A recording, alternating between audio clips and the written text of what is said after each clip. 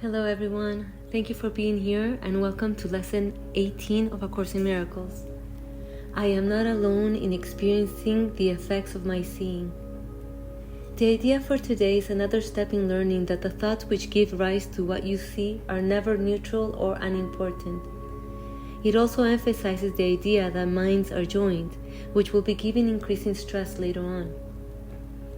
Today's idea does not refer to what you see as much as to how you see it. Therefore, the exercises for today emphasize this aspect of your perception.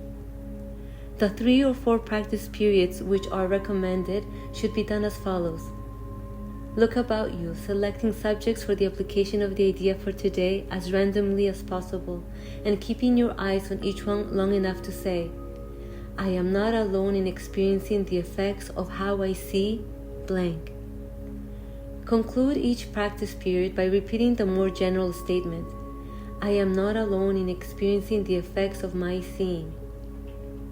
A minute or so, or even less, will be sufficient for each practice period. Okay, that's lesson number 18 of A Course in Miracles.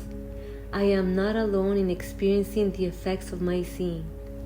Yeah, and the reason why I, meaning the ego mind, is not alone in experiencing the effects of its seeing is because the ego's false perception is not only shared, but is confirmed by all separate minds.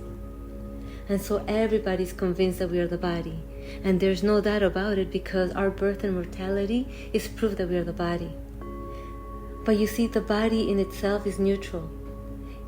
It either obeys the silent voice of eternal oneness, which is unconditional love, the unconditional love of the Holy Spirit, and shares its reality by extending joy to all, or the body obeys the voice of separation, which is the ego mind, which is limited by conditions and therefore shares deception and justifies exclusion.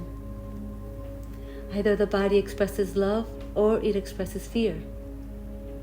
But because Spirit confirms we are one, what we think, what we say and do affects all.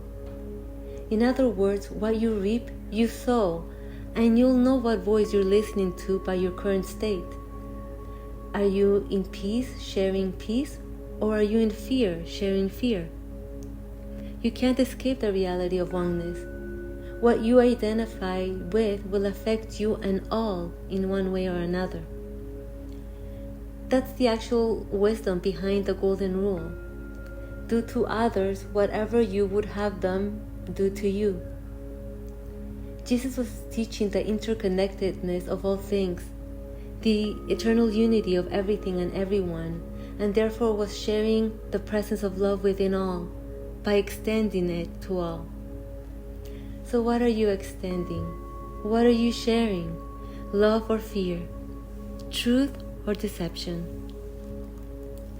I hope you enjoy practicing lesson number 18. Please let me know if you have any questions in the comments below, and see you tomorrow for lesson number 19. Have a wonderful day.